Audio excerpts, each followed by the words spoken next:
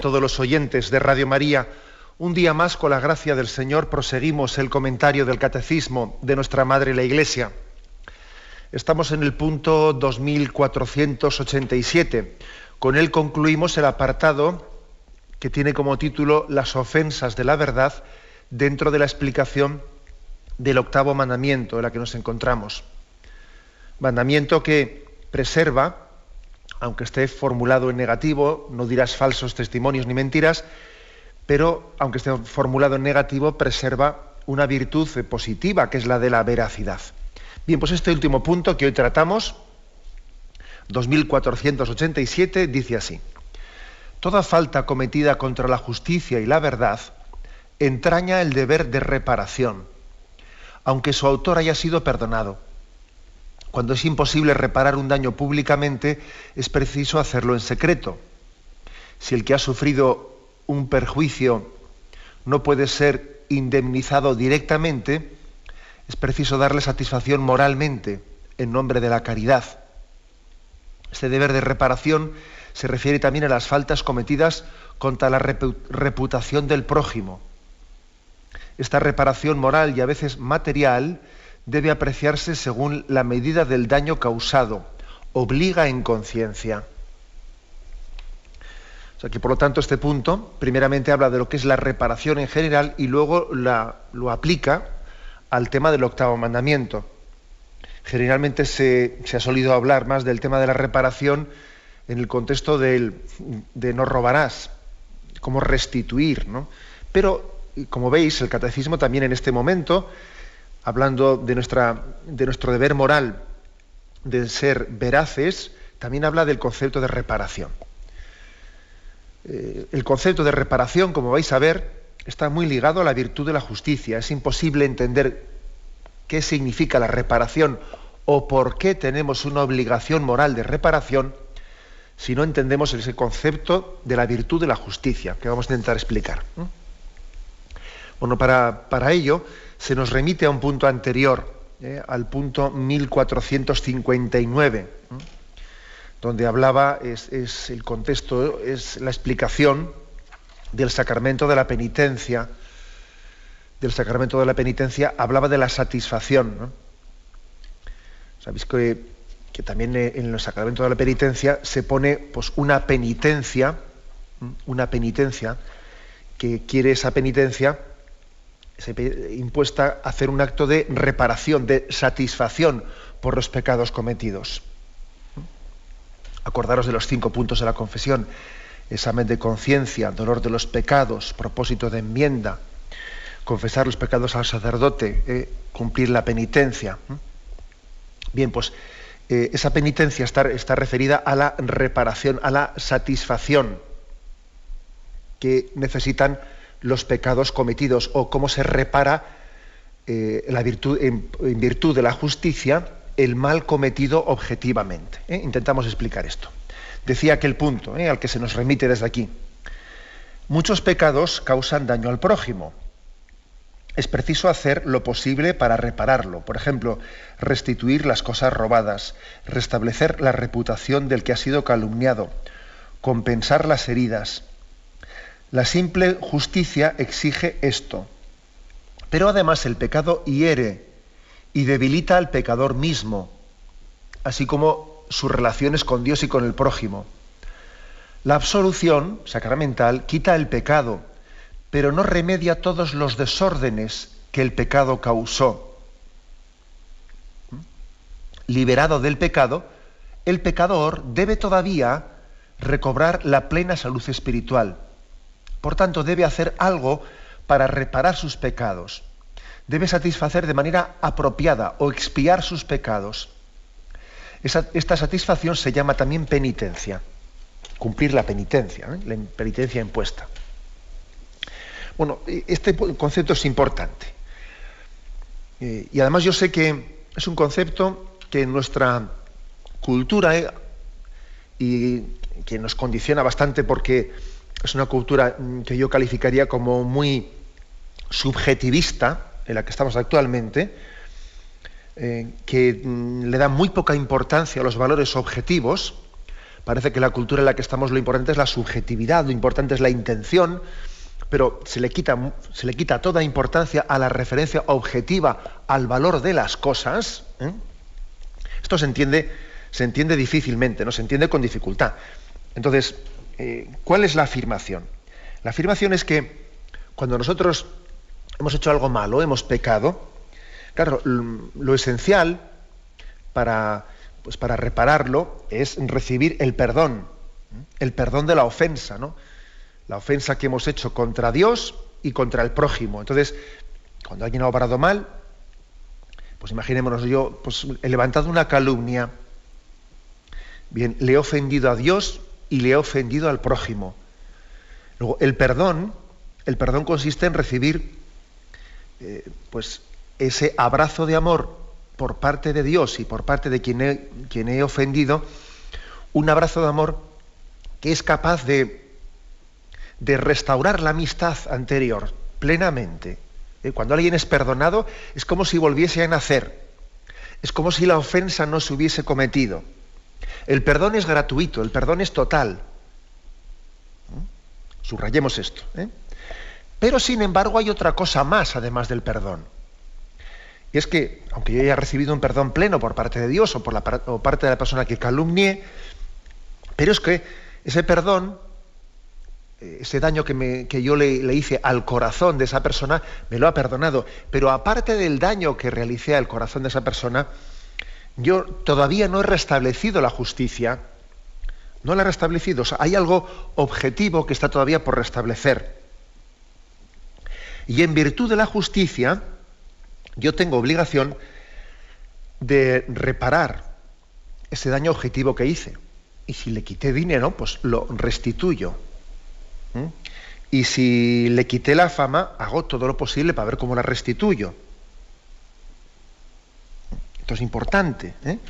O sea, que no se trata únicamente de que el pecado únicamente tiene unas consecuencias afectivas en el corazón de quien he ofendido. No, aparte de unas consecuencias afectivas, también tiene unas consecuencias objetivas, efectivas. Entonces, por el perdón se me perdona, o sea, de alguna manera lo que arranca totalmente es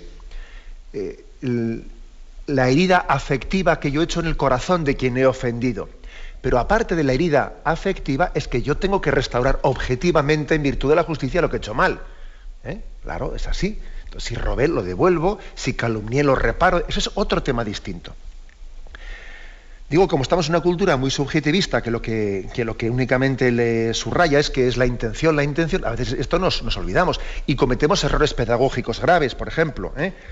Igual a veces en la educación, pues que si un niño pues ha hecho algo mal, pues entonces le echamos una bronca, pero mira cómo has dejado todo esto está patas arriba.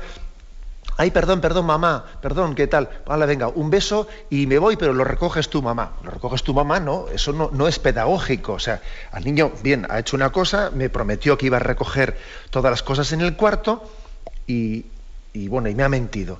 Entonces, se le llama la atención, el niño se arrepiente, pide perdón a mamá porque le prometió que iba a recogerlo todo y ya ha sido mentira. Bien, de acuerdo, te perdono, pero lo recoges tú. ¿Me explico? O sea, lo recoges tú y tú aprendes a reparar objetivamente lo que has hecho mal. Es muy poco pedagógico que confundamos el perdón pues como un sentimiento que ya hace innecesaria la reparación. Mira, como te doy tanto cariño, hijo, con el cariño que te tengo ya no hace falta que repares nada. Eso no es es una educación equivocada. Es una educación equivocada. También porque esto nos cuesta tanto, ¿no? Entenderlo, la importancia de respetar el orden justo, la objetividad, el orden justo. Es por esto que también yo creo que nuestra cultura tiene dificultad en entender el misterio del purgatorio. El misterio del purgatorio. A uno dirá, ¿y a dónde se ha ido este ahora? Sí, claro, es que está muy ligado. Está muy ligado. El misterio del purgatorio nos está hablando de que aunque alguien haya fallecido o haya comparecido ante Dios con sus culpas, ¿no?, perfectamente perdonadas, que hemos recibido de Dios el perdón de todas las ofensas y el corazón de Dios no está ofendido para nada con nosotros, sino que su perdón es total y misericordioso. Bien, pero además de eso, faltaba, esa persona no había restituido, no había reparado el mal que hizo en su vida, y tenía todavía cosas por reparar y por restituir. Y entonces el misterio del purgatorio se entiende así. No se puede entender el misterio del purgatorio como que es que Dios no le había perdonado del todo, o como que Dios mantenía con él una especie de cuenta pendiente. No, es que yo tenía una cuenta pendiente con la verdad, o sea, con la objetividad, con la virtud de la justicia. O sea, nadie puede ir a contemplar el rostro de Dios en el cielo sin que haya restituido lo que por naturaleza a él le correspondía, según la virtud de la justicia le correspondía hacer el bien. Bien, como veis, pues esto es importante, insistir en el deber de reparación, en el deber de restitución, en nuestro compromiso con la virtud de la justicia, y entender la virtud de la justicia como algo objetivo, algo objetivo, y superar este condicionamiento cultural que tenemos tan fuerte de corte subjetivista, ¿no? Que aquí lo importante son mis intenciones. Bueno, partimos de esto, ¿no? Partimos de esto y damos un paso más, y entonces este punto del catecismo que estamos comentando, 2487, aplica esta doctrina de la reparación, de la restitución, la aplica al tema de, bueno, pues del octavo mandamiento, de cómo restituir la fama, de cómo restituir el honor de las personas. Ahora vamos a intentar explicarlo, pero tenemos primeramente... Iglesia Católica, con Monseñor José Ignacio Munilla.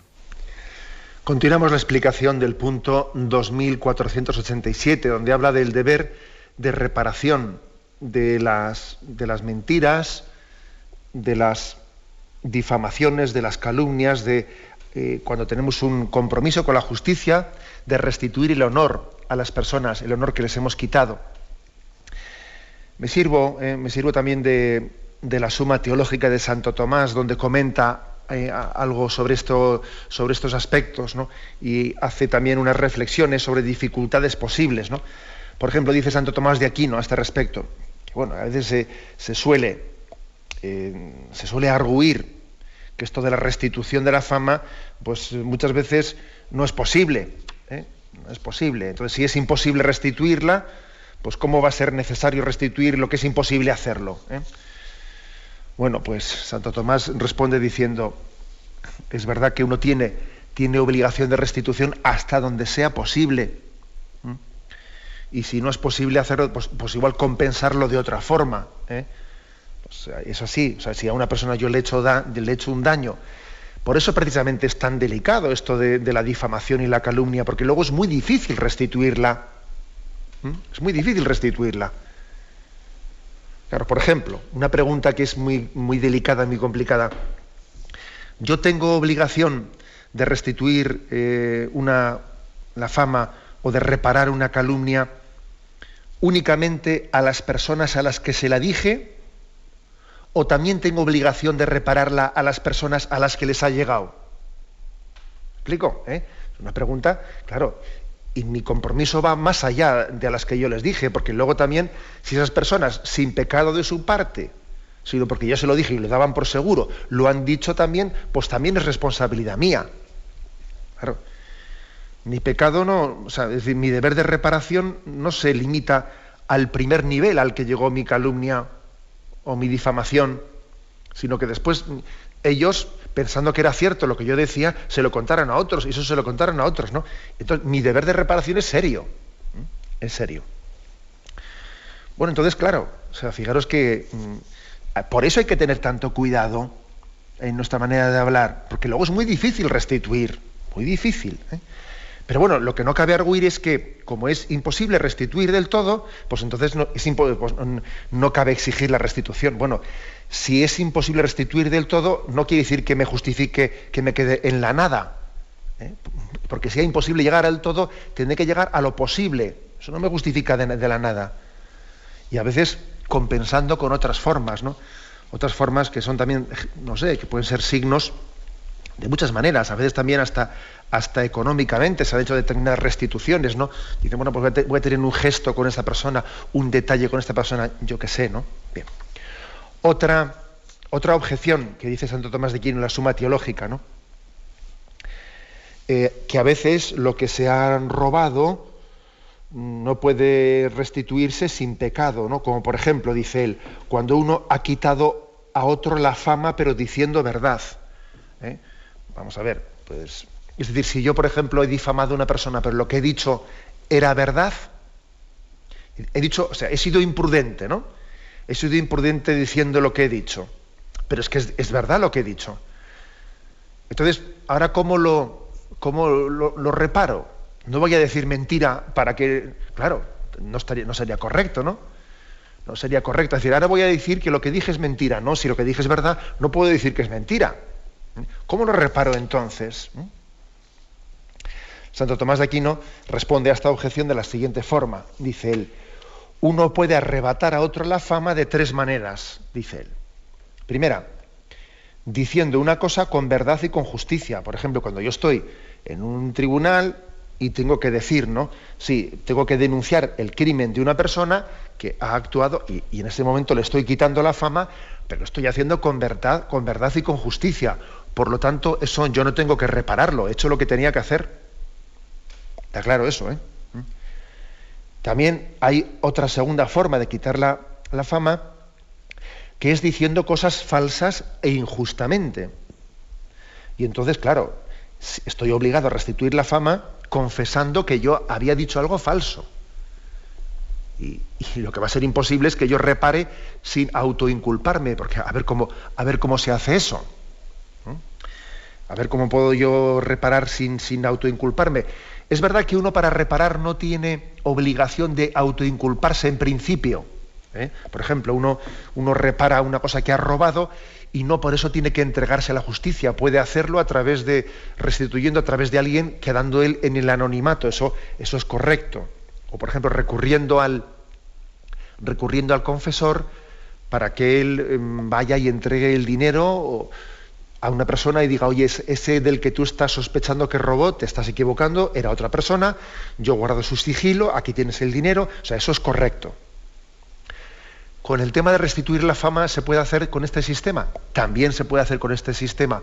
En un momento en el que alguien dice, mira, a mí me parece que va a ser moralmente imposible restituir esto que dije yendo yo directamente en persona, lo hago a través de otro. Pero claro, es mucho más difícil esto en el tema de la mentira, de la difamación, que en el tema del robo. Porque en el robo, mira, el dinero, lo que sea, lo doy con otro, pero la difamación, a ver cómo se restituye una difamación sin decir explícitamente que yo obré mal mintiendo.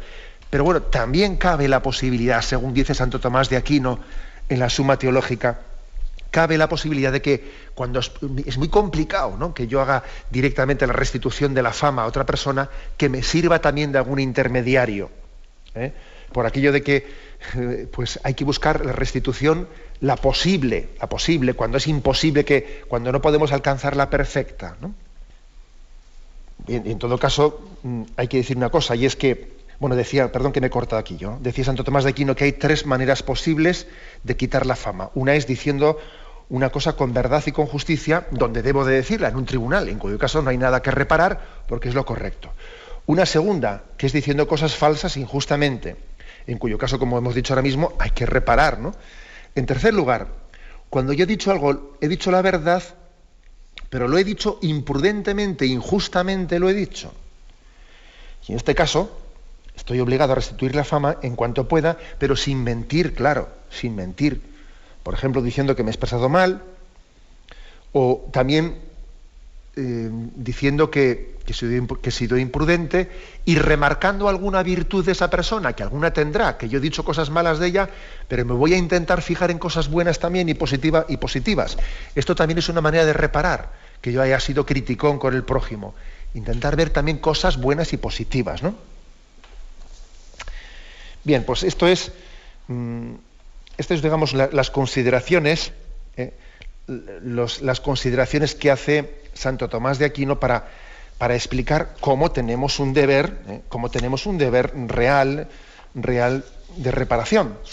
Dando algunos pasos más, y él intenta diciendo, vamos a ver, pero no es posible que si yo injurié a una persona, le quité su honor, si después ya él veo que me está tratando ya con familiaridad, si total da la impresión de que no le he ofendido mucho, ¿no? Si ya no me mira con malos ojos, parece que ya se le ha pasado el enfado, etcétera, ¿no?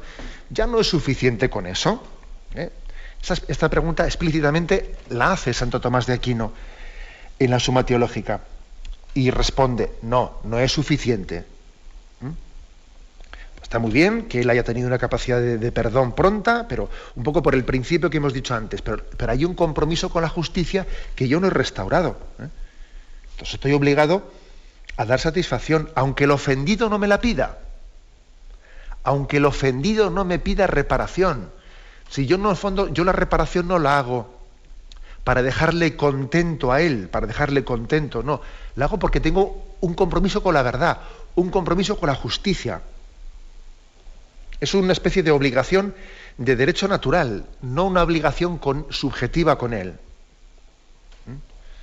Fijaros este subrayado, ¿no? Que esto a nosotros nos puede costar entenderlo, pero es que es importante. Y algún consejo más que da Santo Tomás de Aquino, ¿no? En su Suma Teológica a este respecto, es el siguiente, ¿no? Pregunta él.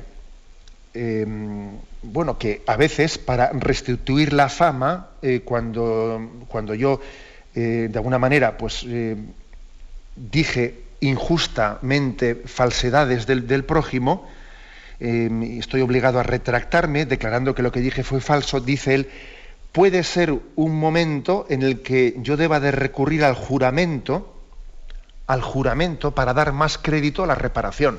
Fijaros que el mismo Evangelio, y nosotros mismos hemos explicado aquí en el Catecismo, que no hay que recurrir al juramento más que en casos extremos, ¿no? En casos de máxima necesidad. Este puede ser uno de ellos, ¿no? Un momento en el que uno diga, vamos a ver, voy a utilizar la máxima expresión de dar respaldo a mis palabras, poniendo a Dios por testigo y jurando explícitamente para reparar una calumnia que yo he montado, una difamación, he dicho una cosa falsa, pues voy a repararla de esta manera, jurando que no es verdad tal cosa. Porque a veces ocurre una cosa, que yo dije tal cosa, intento desmentirla, pero a alguno le cuesta, no me cree el desmentido. No me lo cree porque por lo que sea piensa que estoy desmintiendo porque tengo otro interés segundo, ¿no? Puede ser, según dice Santo Tomás, una ocasión en la que recurramos a la restauración, a la reparación hecha mediante un acto de juramento. Bien, y este punto hace una matización, dice 2487, ¿no? En el que estamos. Cuando es imposible reparar el daño públicamente, es preciso hacerlo en secreto. Pues igual resulta que la reparación tengo que hacerla hablando con uno, con otro y con otro, porque yo hablé en un sitio donde estaban todos juntos. Y pues lo justo sería que yo volviese a hacer la reparación en el mismo sitio, a las mismas condiciones, ¿verdad?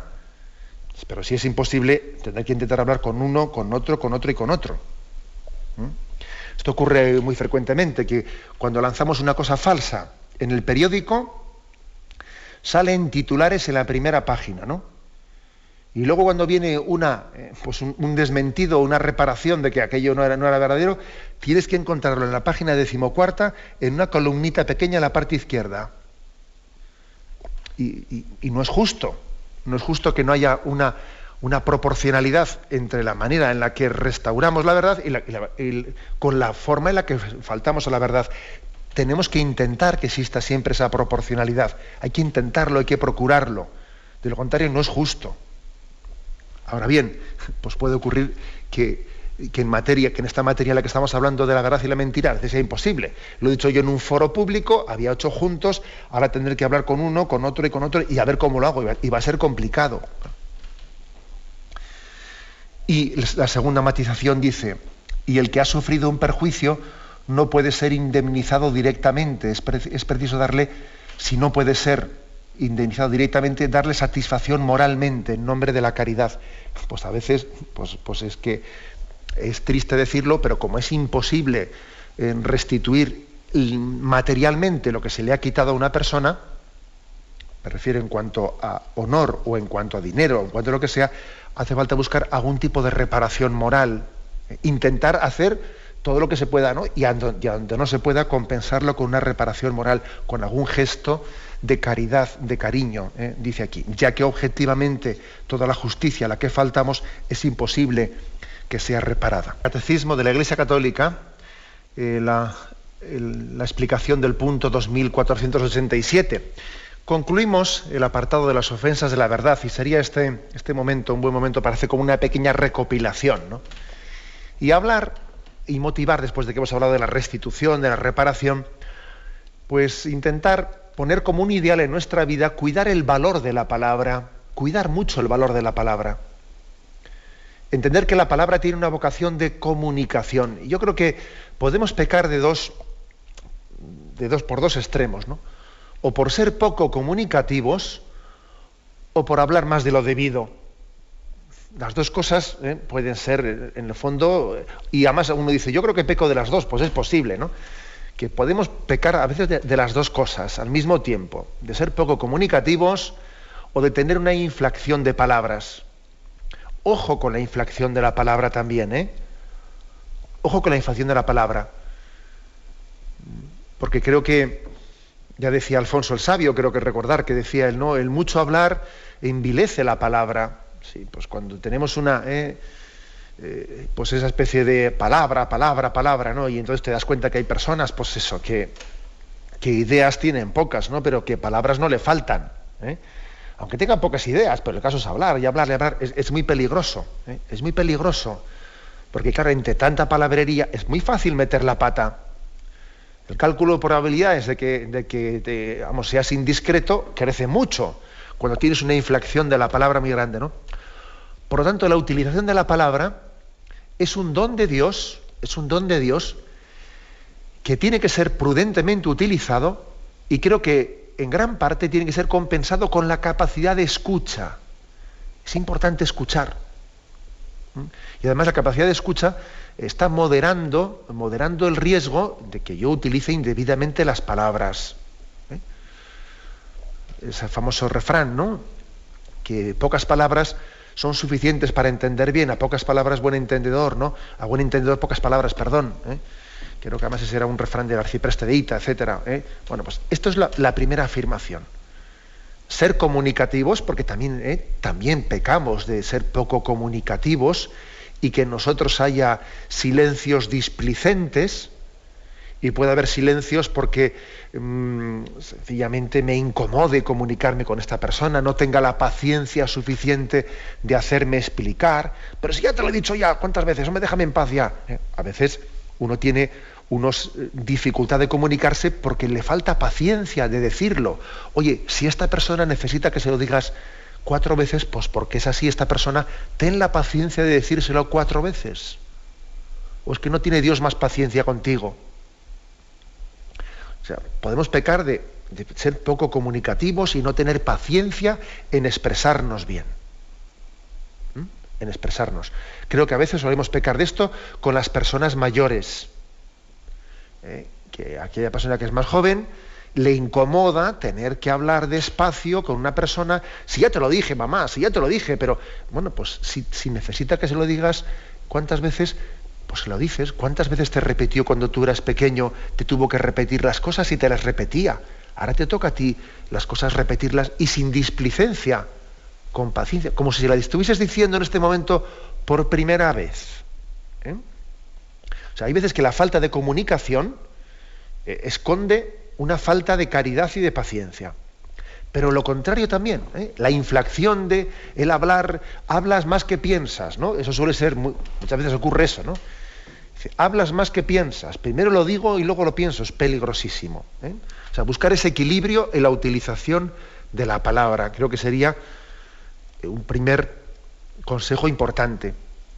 Que nuestra palabra sea transparente, que nuestra palabra sea meditada, que sea un signo, que sea casi como un sacramento, que aunque hoy en día yo creo que abusamos muchas veces de esa utilización de la palabra sacramento, ¿no? Que sea un signo. Un signo. La palabra es espejo del pensamiento. Decía Séneca, decía él, sea esta la regla de tu vida, decir lo que sientes y sentir lo que dices. Claro, por sentir aquí entiende el pensar, ¿no? O sea, decir lo que sientes, decir lo que sentimos y sentir lo que decimos, ¿no? Que mi palabra sea transparente, que sea como un espejo del pensamiento, que las palabras sean como clavos en los que se fijan las ideas, o sea, que estemos en ellas, que haya un signo claro, ¿no? de comunicación. Ese es otro consejo importante. Otro consejo más, que nuestra palabra sea luminosa, como he dicho ahora, porque tiene que ser el espejo del pensamiento, que sea una palabra luminosa, una palabra certera, palabra luminosa, pero con voluntad pacificadora. Con voluntad pacificadora. Eso que se dice, bueno, pues que las armas las carga el diablo, sí, y las palabras también. Las palabras las carga el diablo, casi tanto como las pistolas, Y una palabra altisonante, pues puede ser como un adoquín levantado en la calle, porque mira, resulta que en la calle están todos los adoquines bien puestos, pero basta que haya un adoquín que está levantado para que te tropieces en él. Así pasa también en nuestras conversaciones, que claro, uno habla mucho, pero en el momento en que dice una palabra imprudente y altisonante, todos nos hemos quedado con esa palabra. O sea, lo demás ha pasado desapercibido, pero ese exabrupto que tuvo, esa salida de tono, ese momento en el que perdió, todo el mundo se ha quedado con eso. Es como el adoquín en el que nos tropezamos todos. Pero es injusto, ¿no? Sí, mira, no sé si será injusto, pero es que la cosa es así. Por eso tenemos un deber de prudencia grande, ¿no?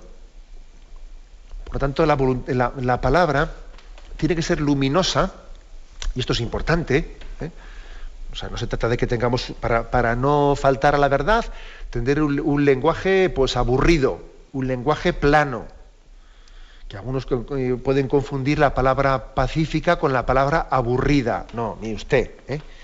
También a veces ocurre esto, que uno ve algunos discursos políticamente correctos en los que uno ve cómo se expresa una persona y dice, mira, ha cogido, para no pillarse los dedos, para no tener ningún problema, nada, lo que está diciendo, ha cogido un discurso de palabras planas, de esas de que pum, pum, pum, que es capaz de dormir a las moscas, y en el fondo, para no tener problemas, está, digamos, siendo verdaderamente poco comunicativo, poco significativo lo que dice. Es un lenguaje, casi ha cogido en un diccionario frases hechas y como tiene que hablar en público no se está mojando nada. Eso también ocurre. Y eso es olvidar lo que dice Pablo, de que la palabra es espada de doble filo. O sea, la palabra de Dios no es un lenguaje plano. Y la palabra de los hombres de Dios no puede ser un lenguaje plano. Tiene que ser espada que ilumine, que sea luminosa, que sea significativa, que ponga luz donde hay oscuridad, ¿no? Pero esto al mismo tiempo, y esto es, claro, solamente el Espíritu Santo nos puede dar este don, esto al mismo tiempo hay que conjugarlo con que esa palabra luminosa salga de nuestros labios con esa clara vocación pacificadora. Yo creo que las palabras también tienen que ser una terapia, son el médico del ánimo enfermo. Las palabras tienen que ser un signo de caridad para dar luz, de caridad para dar consuelo, para animar a quien está desanimado, a quien está desesperanzado. Tienen que ser palabras que den sentido, o sea, tienen que tener una voluntad pacificadora, pero una voluntad luminosa, las dos cosas, ser luminosas.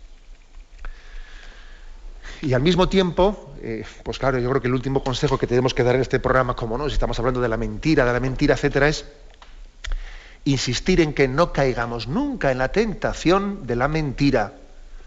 que la mentira es una falsa sabiduría, ¿eh? La mentira es una falsa sabiduría. Por mucho que también en la historia de la literatura, uno se puede buscar por ahí, clásicos también de la literatura española, que te dicen cosas, por ejemplo, pues tengo aquí una frase de Benavente que dice: no está mal una mala mentira cuando con ella defendemos una buena verdad, y cosas por el estilo, ¿no? Y quiero decir con esto que siempre podemos recurrir a intentar justificar la mentira. No caigamos nunca en tal cosa, porque en el fondo detrás de ello hay como una confianza en mi estrategia, o sea, como si yo confiase más en mi estrategia. Quien recurre a la mentira para solucionar problemas, en el fondo no confía en Dios plenamente, no confía en Dios. Está recurriendo a su estrategia y en ella piensa que él va a salvar el problema en su estrategia, que en la propia fuerza de la verdad, que en la propia consistencia de la verdad. Detrás de recurrir a la mentira como un medio para salir de problemas, hay una falta de confianza en Dios. Una falta de confianza en Dios. Es como si le estuviésemos diciendo implícitamente, claro, ya lo sé que esto o sea, es imposible que mucha gente casi todo el mundo no piensa en esto que voy a decir yo ahora cuando está mintiendo, ya lo sé, ¿no? Pero ¿qué es lo que se esconde detrás de la mentira como recurso, como estrategia para salir de esta situación, de la otra, para tapar esto, para tapar lo otro, ¿no? En el fondo es como si dijese: mira, Señor, es que me he metido aquí, me has metido en un callejón que no tiene salida, entonces como no tiene salida, o por lo menos no sé qué salida es la que tú me quieres mostrar, pues mira, como no la veo, me voy a buscar yo aquí, voy a romper la pared y voy a hacer una salida de emergencia, que es esta mentira, y me escapo por este pequeño túnel que he hecho yo. Y es como no confiar en que Dios ya me mostrará la puerta de salida. Pero salir por la puerta grande, no por la puerta de atrás, una puerta que yo me estoy abriendo y mintiendo y saliendo del apuro así. O sea que la mentira es el recurso a nuestras estrategias, porque no confiamos en la fuerza de la verdad. En el fondo no confiamos en los caminos de Dios.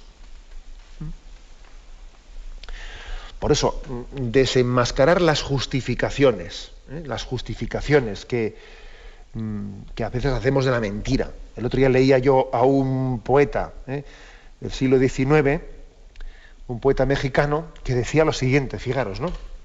Intentando justificar la mentira, decía: la mentira es la rectificación que el cerebro soberano hace a la vida mezquina.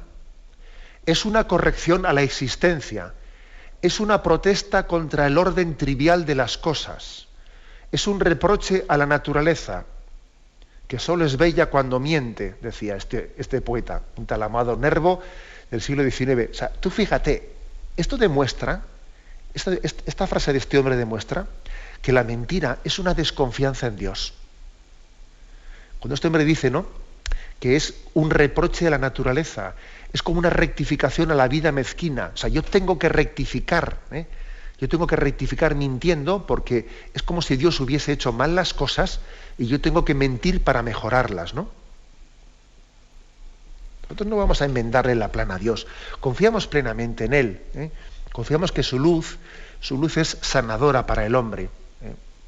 Por eso pedimos esta gracia, la gracia al concluir este apartado que tiene como título Las ofensas a la verdad, de ser delicados, ¿no? Ser hombres de palabra.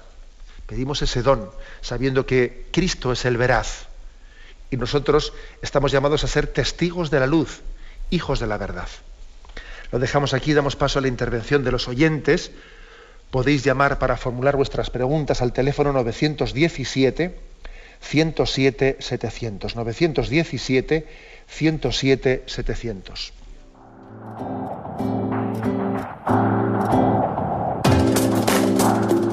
Estos voluntarios que dan su tiempo generosamente en el día a día.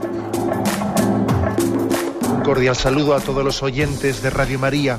Un día más, con la gracia del Señor, proseguimos el comentario del Catecismo de nuestra Madre la Iglesia.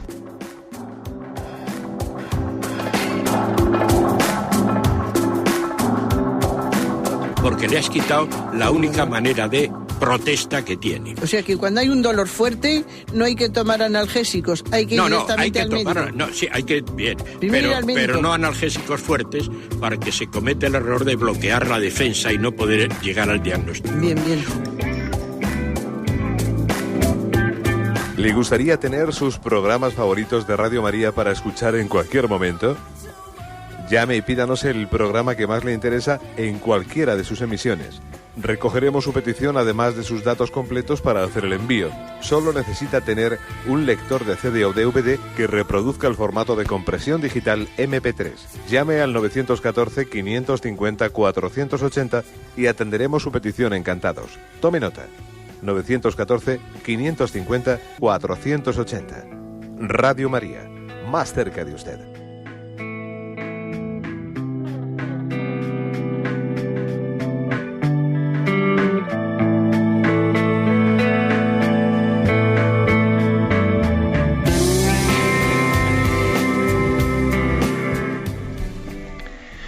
Sí, buenos días. ¿Con quién hablamos? Hola, buenos días. Mire, le quería hacer una pregunta relacionada con el perdón. Es a un nivel de un niño de 4 años, pero bueno, saber cómo puedo ir guiando ya.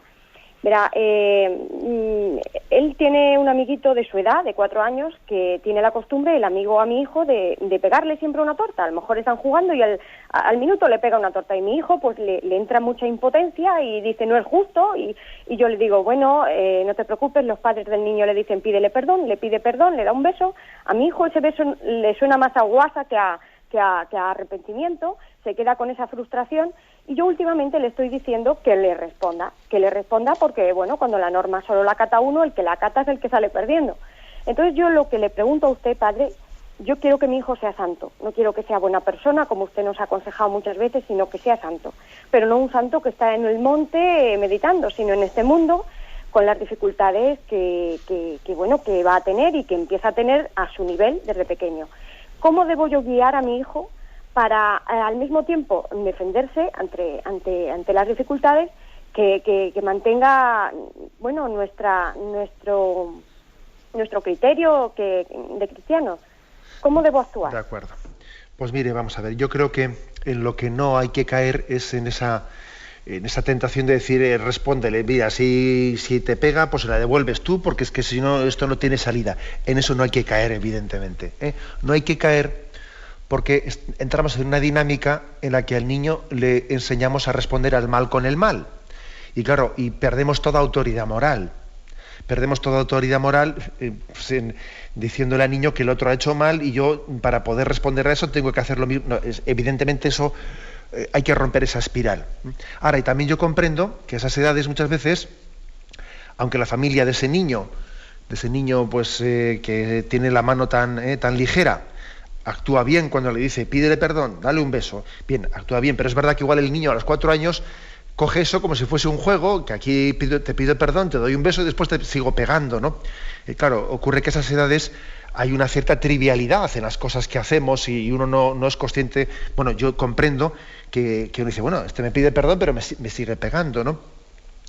Yo creo que el consejo que se le podría dar al niño es el de, en la medida en que eso no se rectifique, sea el de decirle, oye, mira, me has pedido perdón muchas veces, si me sigues pegando, yo no voy a jugar más contigo. O sea, es decir, o te voy a poner como un castigo que durante una semana no juego contigo si me vuelves a pegar. Quizás recurrir a algún medio de estos para que el otro niño aprenda a tomarse más en serio el perdón. O sea, que si pido perdón es que es para rectificar, ¿no? Que tiene que existir propósito de enmienda, no solamente una petición verbal o nominal de perdón, ¿no? Algún recurso como esto podría ser, ¿no? Pero no caer, ¿no? Esto es importante, ¿no? Porque yo creo que el amor de madre puede cometer errores. Puede cometer el error de, claro, como sufre uno tanto cuando su hijo pues es agredido, o cuando tal o cuando cual, o cuando se le falta el respeto, o se están riendo de él, ¿no? Una madre sufre tanto, tiene que tener mucho cuidado de no cometer el error de decirle a tu hijo, mira, hijo, este mundo es así de duro y aquí hay que ser lobo con los demás, porque si no, tonto, se ríen de ti. Entonces, hay que tener mucho cuidado de huir de esa dinámica. Adelante, vamos a pasar a un siguiente oyente. Buenos días. Hola, buenos días. Buenos días, sí. Mira, era para hacer una aportación sobre la mentira. Adelante, lo escuchamos. Pues mira, es la siguiente. Pues el que acepta la mentira no solo acepta la mentira, sino al que viene con ella. Y nada más. Bueno, de acuerdo. La verdad es que también me imagino que detrás de esa aportación que ha hecho el oyente habrá también alguna experiencia personal, ¿no? Pero bueno, la verdad es que, por otra parte, también lo que ha dicho el oyente podría tener otra lectura. Es decir, yo creo que nosotros estamos llamados a decir, bueno, yo no voy a aceptar la mentira. Es verdad que una persona puede aceptar la mentira porque le conviene aceptarla, ¿eh? A veces una mentira, en principio a mí me debería de ofender que me mintiesen, ¿eh? Me debería de ofender. Pero a veces una mentira puede llegar a ser cómoda. ¿Explico? Puede llegar a ser cómoda. Y también hay que tener cuidado a este respecto, ¿eh? Es quizás el comentario que se me ocurre a raíz de lo que ha dicho el oyente. Cuidado con que una mentira yo la acepte, porque en el fondo, pues a mí me quita problemas, me resulta más práctica, me está ahorrando un proceso que iba a ser para mí más costoso, más tal, más cual, ¿no? En ese sentido también podría haber como una complicidad, no solo en mentir, sino en dar por buena fácilmente una mentira por nuestra parte. Adelante, vamos a pasar a un siguiente oyente. Buenos días. Buenos días, monseñor. Sí, le escuchamos. Muchas gracias por la oportunidad que me das, que me explico muy mal, pero a ver si me entiende. Bueno, tranquilo. Resulta que a mí también me ha tocado que hablaban muy mal a la familia de mi esposo, que la he perdido toda, incluso a parroquia, vecinos, de todo ha habido. Pero le pido al Señor por esta persona, que sé cuál es, para que se arrepienta, que no querría que se condenara por esta causa, que él piensa que yo antes le he hecho daño y no he pensado nunca mal de él. Eso quiero decirle, Padre, que lo perdono y que pido al Señor para que él se arrepienta, ¿eh? Pues bien, creo que esa actitud es la correcta, ¿no? Es la correcta y bueno, y también si en algún momento determinado pues puede existir algún tipo de diálogo clarificador, pues igual puede ayudar a esa conversión de esa persona. Pero bueno, eso también, digamos, tiene que ser un poco la prudencia la que lo dicte, porque es verdad que también pues solemos a veces, cuando decimos algo falso del prójimo, es posible que se haga con un grado de maldad mezclado con un grado de error de percepción.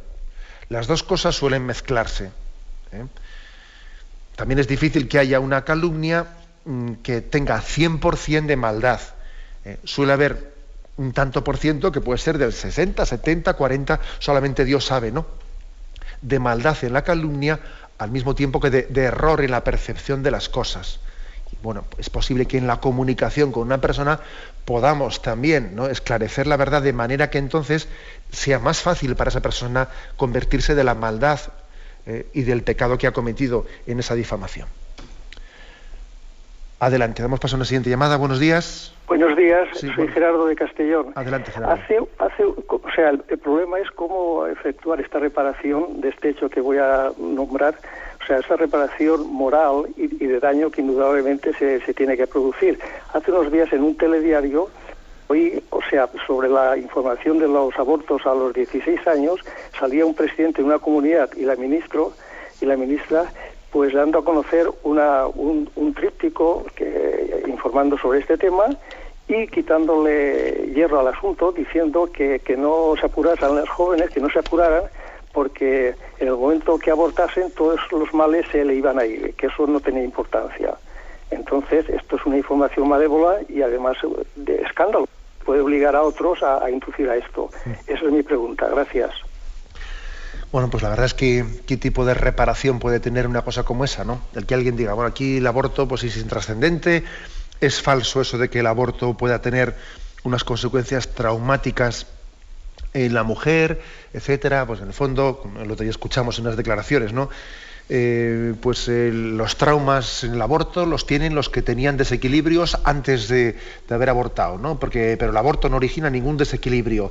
Y afirmaciones como esas hechas por personas que tienen un grado de responsabilidad tan grande en la vida pública como un ministro, un tal, un cual, pues hombre, la verdad es que la reparación que esa persona tiene que hacer el día de mañana, y confiamos en su conversión, claro que confiamos en su conversión, pues yo creo que es una reparación primero de conversión y de petición de perdón al Señor, pero también de manifestación pública. Yo creo que un político, cuando ha errado tanto en su vida, llegado al mundo de la reparación, tiene que realizar la reparación a 3 niveles, ¿no? A un nivel interior personal, pero también a un nivel de manifestación pública, todo lo fuerte que él pueda, ¿no?